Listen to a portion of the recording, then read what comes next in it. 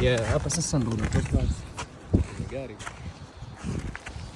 nakupeleka nje tunatembea kidogo ili niweze kuona. So kama unavyoona jana usiku snow ilianguka nyingi, lakini kama unavyoona ilifagiwa yani ndio snow nasikia sana hali imegea.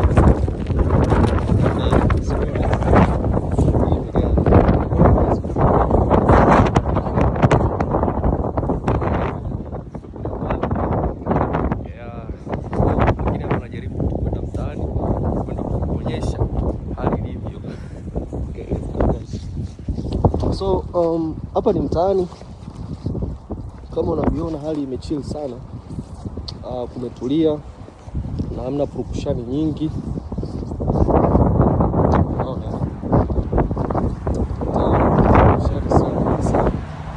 Sababu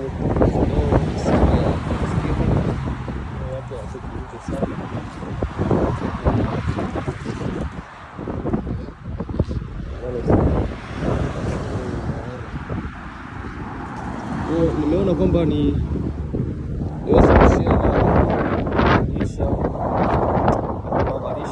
Marekani kufika hichi kipindi cha winter, hali inakuwaje na mazingira na uhalisia wa maisha.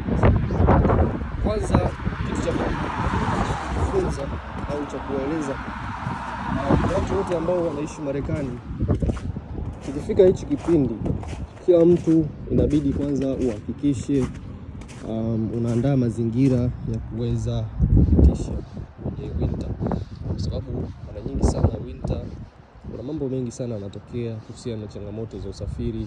Hamna simsemi kwamba hamna usafiri wa kupeleka kule ambako unakotaka, hapana, kwa sababu ya nini? Inapokuwa wakati kama huu wa winter alafu ukawa hauna usafiri, kidogo unaweza kupata changamoto, kwa sababu kuna usafiri wa serikali huwa wanatoa, lakini huo usafiri unakuwa muda mwingine snow ni kali sana na huwezi kutembea kwenda kusimama kwenye ubaridi muda mrefu wakati unasubiria usafiri. Kwa hiyo inakuchukua wewe unakuia wewe kidogo vigumu kwenda kuweza kusimama kwenye baridi kwa wakati mrefu. Yaani sasa unakuta kujikuta kwamba unateseka sana na baridi kuliko ilikuwa na usafiri wako mwenyewe, unaingia kwenye usafiri unawasha baridi.